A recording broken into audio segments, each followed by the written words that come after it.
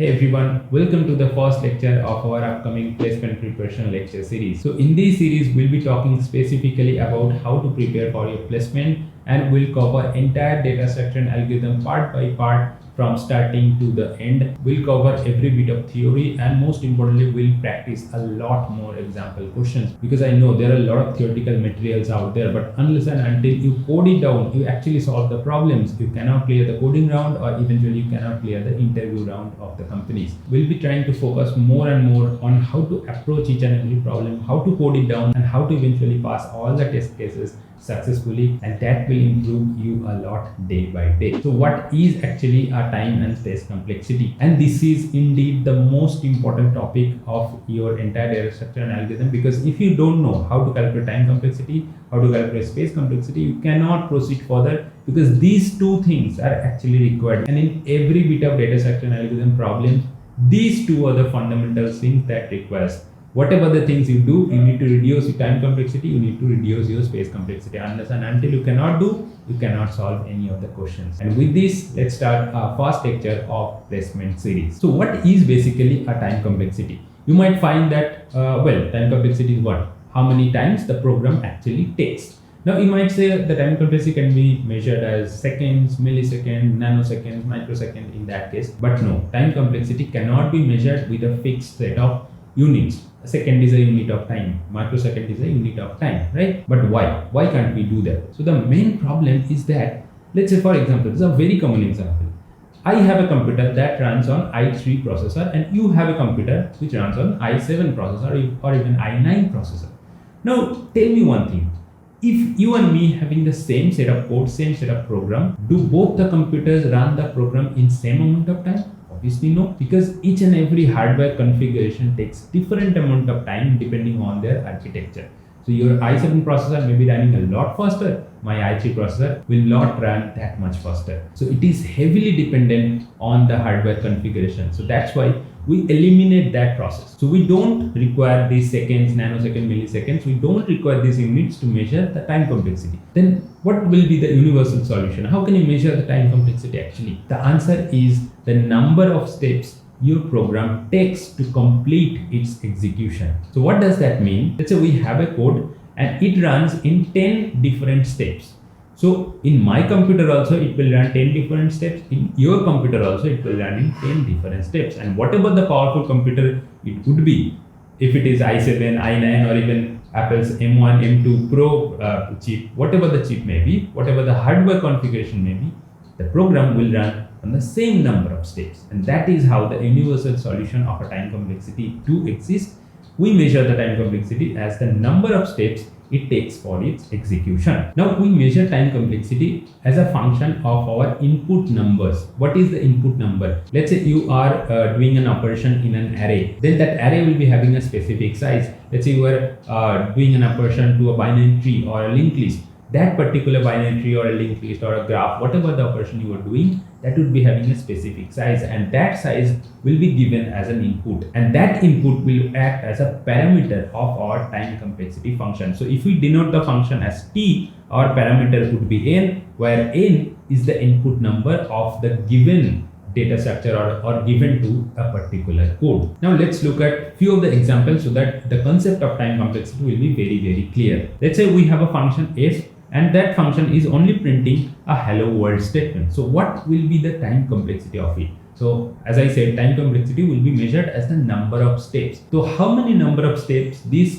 particular function is executing? It is just executing one step, just executing the print statement, and it will just return. So that's why the number of execution of that function is only one. Now consider another function f, where there are 4 different statements is executed. Okay. First we declare 2 variables of type integer, then we initialize these 2 variables, and we want to print the sum of these 2 variables. So how many number of steps that particular program is executing? That particular program is executing in 4 steps. Now let's consider this function.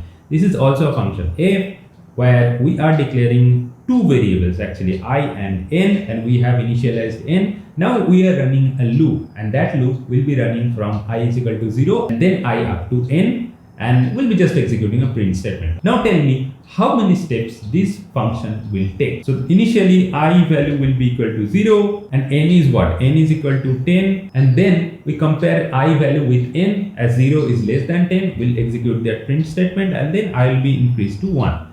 Then again 1 is less than 10, it will be again printed, and I will be increased to 2, and then 3, then 4, then 5, and up to I is equal to 9, the program will get executed. While I will be equal to 10, the program will stop. So how many steps or how many number of execution that program is taking? It is taking 10 execution. What is the difference you saw from these two functions above and the new function that I have written using a for loop? These two functions will always run in constant amount of time.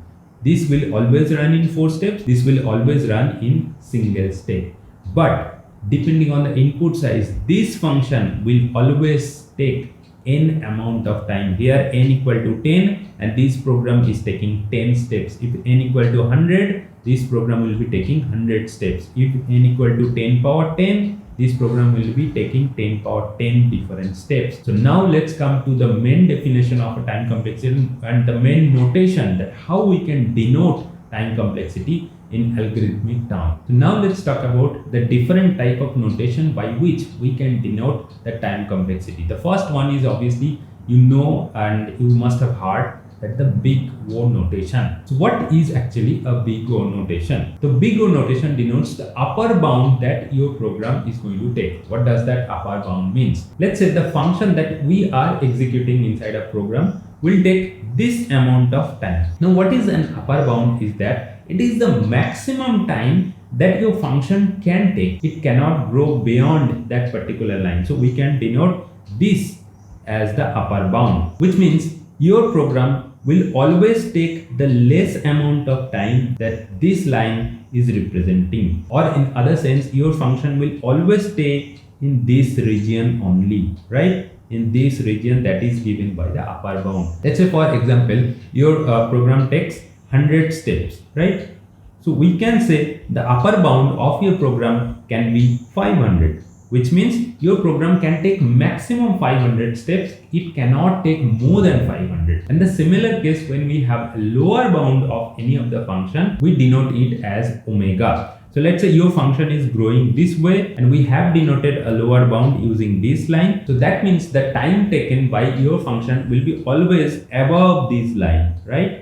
So whatever that time take, it might take this time, it might take that time, whatever the time may be, your function will always take at least this much time, right? So that's how we call it as a lower bound, or we denote it as omega. So now one is left. What is theta? Theta is the average of this big O notation and omega notation. So what does that mean? Theta means the average case time complexity. So that means your function is bounded by an upper bound as well as a lower bound. So for example, you might have known about quicksort, right? We'll talk about quicksort later in few of the videos. But if you know the quicksort, you know about the average case time complexity, and the worst case time complexity of quicksort is not same. The worst case time complexity of quicksort is order of n square, where the average case time complexity of a quicksort is theta of n log n, which is obviously lower than n square. So that means your n log n is bounded by n square, that is the upper side, and it is also bounded by order of n or order of n log n in the lower side. So that is how we can bound, or we can denote the average case time complexity of a program. Now one important thing in while measuring the time complexity of a program, you need to consider the largest dominating factor.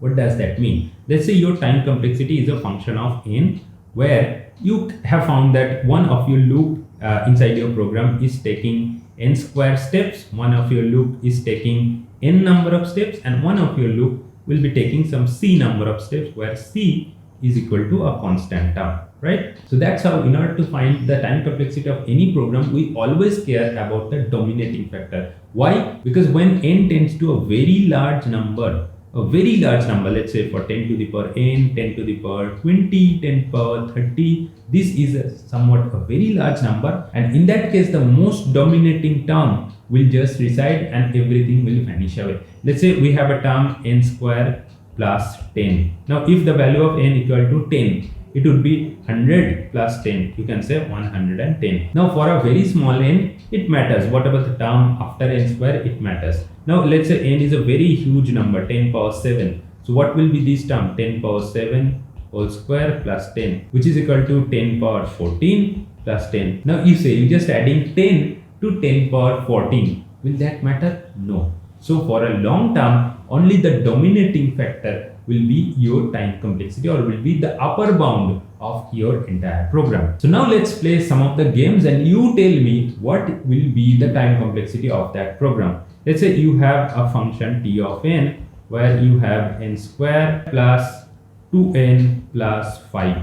What will be the time complexity? What will be the dominating term? So first you need to identify what is this function. This is a polynomial function. And what is the order of a polynomial? The order of a polynomial is the maximum degree of a polynomial term, and that order is the dominating factor. So that's how the upper bound or the time complexity we can say will be order of n square.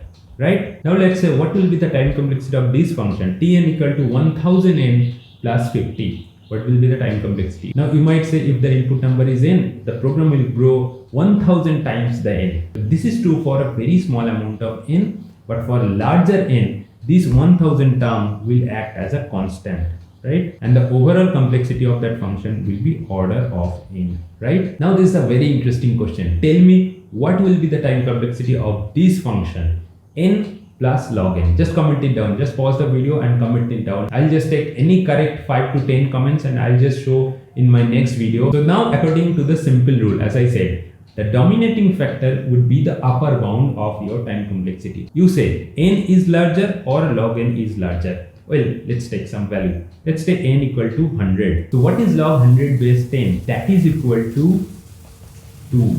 So obviously 100 is greater than 2. Let's say n equal to 10 power 7. So we have n equal to 10 power 7 and log of 10 power 7 base 10. What is it? Equal to 7. So obviously 10 power 7 is much larger than 7. So in that case we find out that n is much larger than log n. So what will be the time complexity? The time complexity will be order of n only.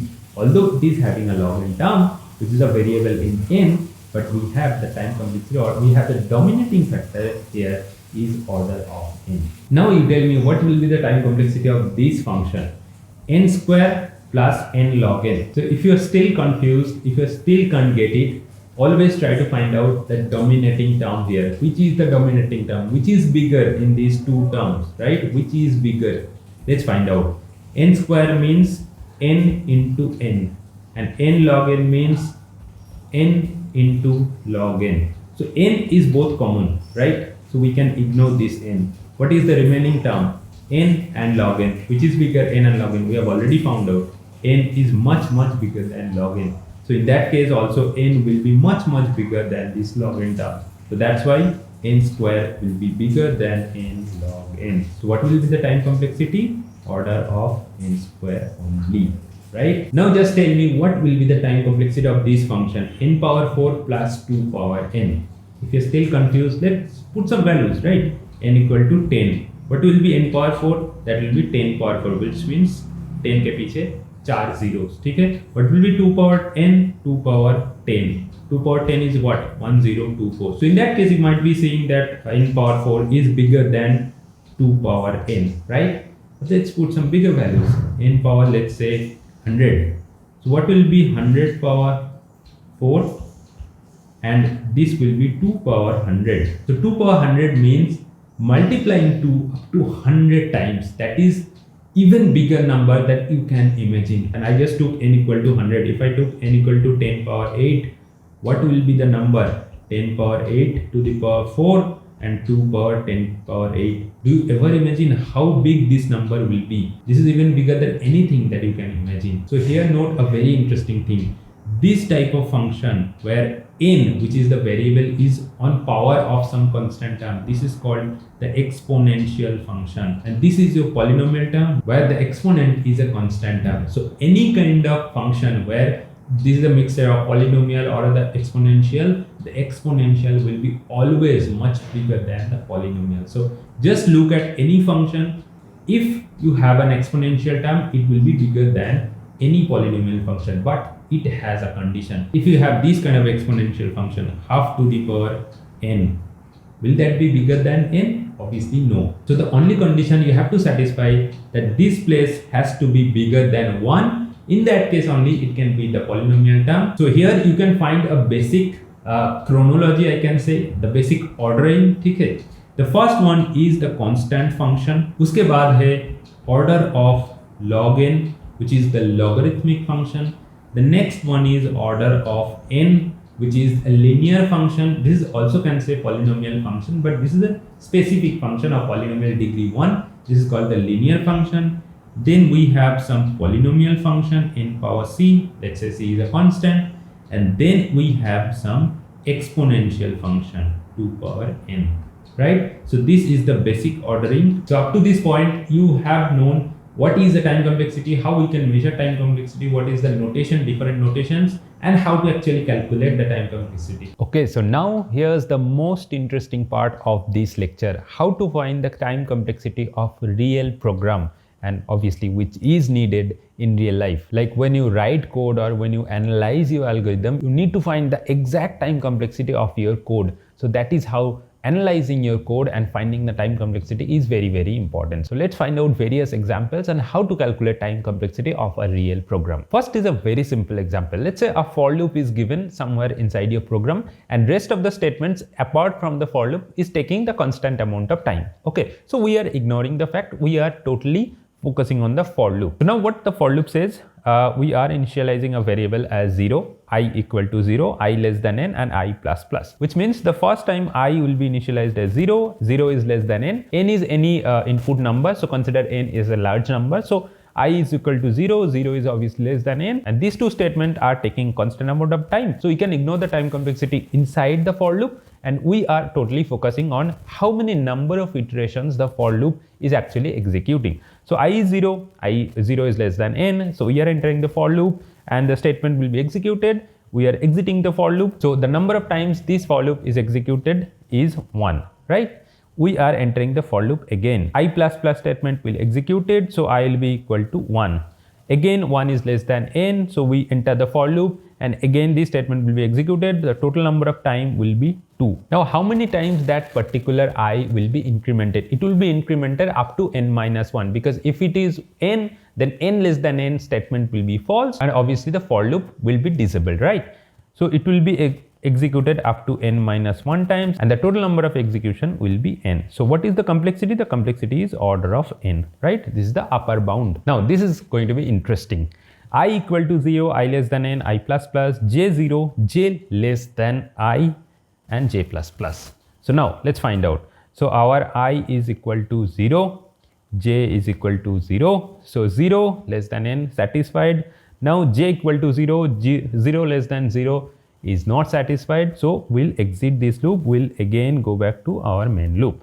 I will be equal to 1. Now j is again 0. So 0 is obviously 1. So this loop will be executed. Again j will be incremented. J will be equal to 1. 1 less than 1 is false. We'll exit this loop. We'll again go back to our main loop. I will be equal to 2. So we'll enter into this loop. 2 is less than n. J will be again equal to 0. Then we'll enter this loop. 0 is less than 2. The number of times it will be executed now is 1. Now j will be equal to 1. The number of times inner loop will be executed for 2 times. Again j will be incremented to 2. 2 less than 2 is not possible. So now we'll exit this loop and again go back to the previous loop. So what pattern you have found? For each of the I value, the inside loop will be executed I times. So for I equal to 1, the inside loop will be executed 1 times. For I equal to 2, it will be executed 2 times. For I equal to 3, it will be executed 3 times, right? So for n number of I values, the total number of execution of the inside loop will be what?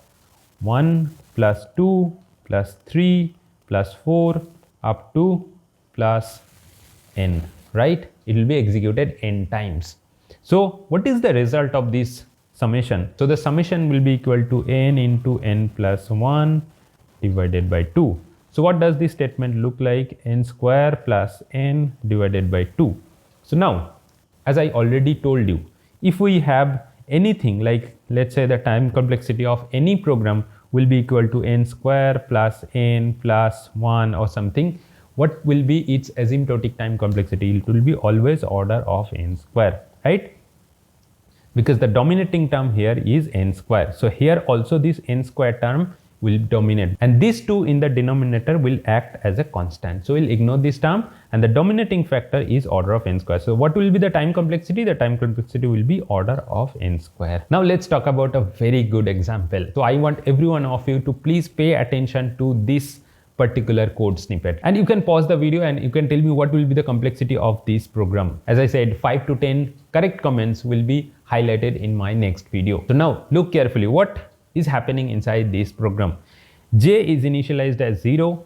We are also initializing I as 0, and the condition here is not related to I. The condition here is about j less than equal to n and I plus plus. And inside the loop, what is happening? J equal to j plus I. So let's find out what other things actually happening inside this loop. So our j equal to 0, I equal to 0 at first, right? J is obviously less than n, 0 is less than n. So inside this statement will be executed. J will be equal to what? J will be equal to 0 plus 0. J will remain 0 and will enter the loop again, right? Number of times it is executed to 1. I will be incremented to 1, and j was initialized as 0. J is not changed up to this point. Now j will be incremented by I times. J equal to j plus I. What is I? I is 1. So j will be incremented as 1. Again we'll exit the loop and again we'll enter the loop, right? Number of times it will be executed as 2. Now I will be incremented to 2. J will be what? J will be equal to 1 plus 2, that will be 3. Right? Now I will be again incremented to 3. It will be 3 plus 3, 6. I will be again incremented to 4. It will be 6 plus 4, 10. I will be again incremented to 5. It will be 10 plus 5, 15. Now the big question is, how many times this entire loop will be executed? First, look carefully. What is the stopping condition? The stopping condition is when j will be greater than n, will stop the loop. The loop will be broken, right? So now here the main condition is how many times this I plus plus will be executed. If we can find out how many times this I plus plus statement will be executed, we can find how many times this j statement, this condition statement, j less than equal to n, will be executed, right? Now I will be incremented from 0 to 1 to 2 to 3 to 5 to 6 up to, let's say, k number of times, right? K number of times I will be incremented.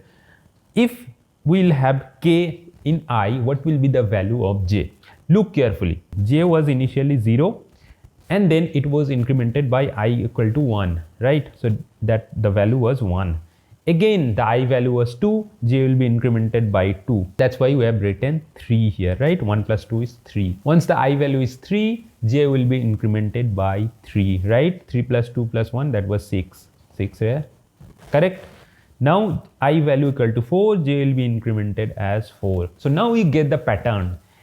As I is increasing, the j value will be equal to 1 plus 2 plus 3 plus 4 plus up to I value, right? If the I value is k, which is our stopping condition, let's say we are executing the I value up to k times, 0, 1, 2, 3, ऐसे करके k times we are incrementing, then what will be the final j value? The final j value would be 1 plus 2 plus 3 plus 4 plus up to k times, right? Because as the I value reaches to k, the j value will be incremented as j equal to j plus I, right? So 1 plus 2 plus 3 up to k will be the final value of j. So what is this summation results? As we already find in the previous example, k into k plus 1 divided by 2, right? Now this is the j value, right? J equal to k into k plus 1 by 2. What was our stopping condition? J should be less than equal to n. So you just equate it, k into k plus 1 by 2 less than equal to n.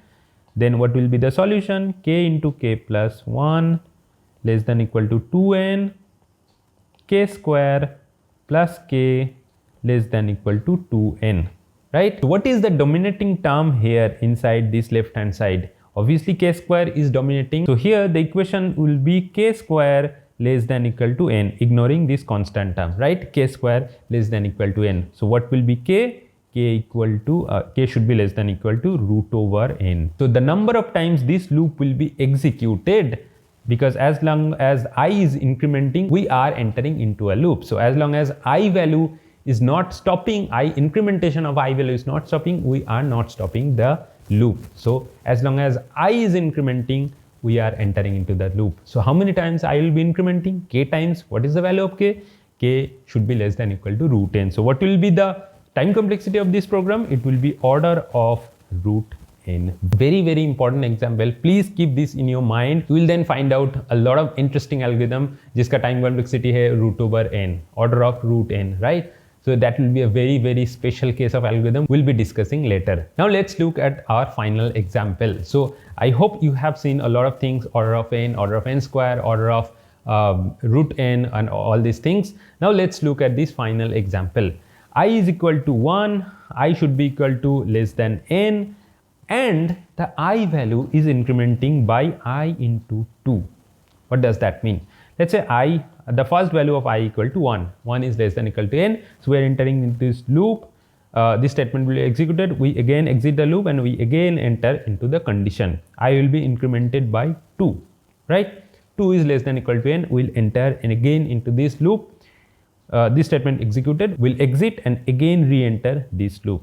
So I will be equal to 2 into 2, that is 4. We enter again, statement executed, we exit and we re-enter. So the next value of I would be 8, the next value of I would be 16, the next value would be 32, right? How many times this loop will continue? This will be continued until I is less than equal to n. If I is greater than n, we'll stop the loop, right? Let's find out the pattern here. Every time I is incremented by its previous value multiplied by 2. So what we can write here in different form. 1, 2 we can write 2 power 1, 4 we can write 2 power 2, 8 we can write 2 power 3, 16 2 power 4, 32 2 power 5, right? So how many times it will execute? Let's say we'll stop this loop up till 2 power k.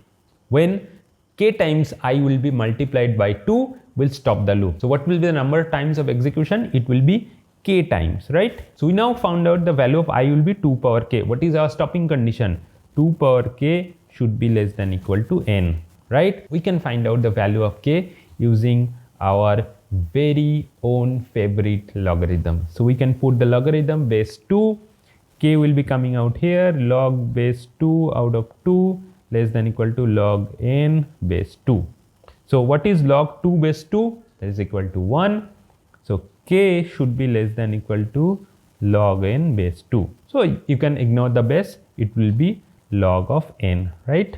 So what is the time complexity? The upper bound will be order of log n, right? So you have find out different types of time complexity example: order of n square, order of root n, and order of log n also. So there are several other complexities like order of 2n. We'll discuss later. Like if you want to do some Fibonacci number, if you have to find the time complexity of factorial, then obviously this exponential complexity, order of 2 power n or order of some constant to the power n will be happening. And for that, how we can tackle, because exponential time complexity is not even possible for the computer for large number of n to calculate. So we have a special solution we'll discuss later in some part of the video. Now in the next part of the video, we'll be talking about space complexity in detail. So what does space complexity means? It means that if you run a program, the amount of extra memory needed for your program to get executed is called the space complexity. So what does that term means? Extra memory. Let's say you run a program, you write main and you initialize some statement like int a equal to 0, print a, and then you exit this function. The only memory required here is for declaring this variable and storing the value of a variable.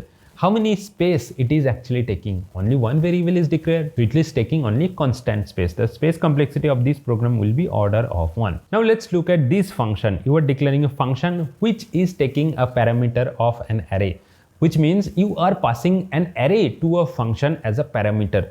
Now inside your function, you are declaring a new array, right? What that could be anything, like that could be initialized to some random numbers, or that could be initialized to the existing array and some few of the operations. So a new array is declared and you are doing some operation in using your new array and as well as the existing array that were given. So in that case, the extra memory required will be the memory required by your array. So if the size of the array depends on the size of your input, in this case if your input is n, and if the size of this array will be equal to n or somewhat related to n, then we required an order of n number of extra space. So that means if you are creating a constant amount of space, like for initializing 2, 3, 4, 5, 6 variables, that doesn't matter, you are creating a constant number of space. But if your function requires some other amount of space, like if your input is given in an array and you are doing the same operation in that array, you don't require any extra space. But if you are creating another array, or let's say for linked list, you are creating another linked list, for binary tree, you are creating another binary tree, then you are actually taking up few of the extra space. Like you are creating n number of extra space, so your space complexity here will be order of n. If you are taking n square number of extra memory, your space complexity would be order of n square. If you are taking just log n number of extra memory, your space complexity will be order of log n, right? So this is how we can calculate space complexity. Very simple. So it is almost similar to the time complexity, but you have to remember whatever the space required for your program to run, we are not considering it. Whatever the extra memory you have declared and you are using for your program to run, we are actually considering that. If it is linear, it will be order of n. If it is quadratic, it will be order of n square. If it is logarithmic, it would be order of log n. So this is as simple as that. So I hope the time complexity and space complexity is totally clear. If you have any doubt, just any doubt, put it in the comments. I'll try to reply as early as possible. But that's it to today's video. If you like this video, please hit the like button and share it with your other friends. And please do comment if you enjoy my way of teaching or I need to improve on some specific areas. Please do comment it down. I'll try to improve from the next video onwards. So बस आज की video इतना ही, मिलते हैं अगले video पे. Till then, take care and goodbye.